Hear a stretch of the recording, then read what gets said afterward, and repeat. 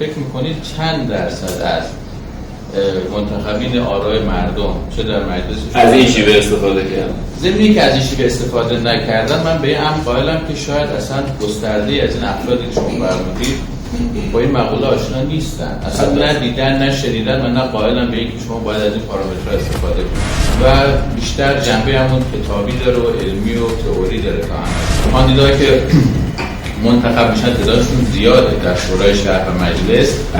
اون آماری که در نهایت اعلام میشه و مجاز هستن تبلیغات کنن چند درصد به شما مراجعه کردن و اونهایی که از این خط و سیری که شما تایید کردید و تعیین کردید و علمی هم هست پیروی کردن چقدر شانس موفقیت داشتن؟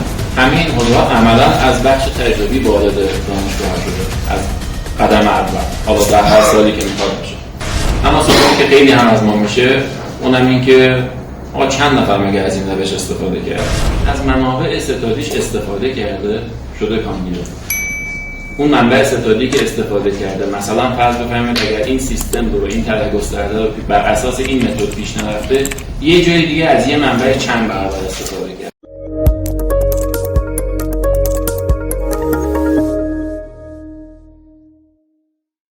مثال میزنم، یا مشابهی داشتم اومد گفت میخوام کاندیدای شورای شهر فلان شهر بشم 3 سال دیگه.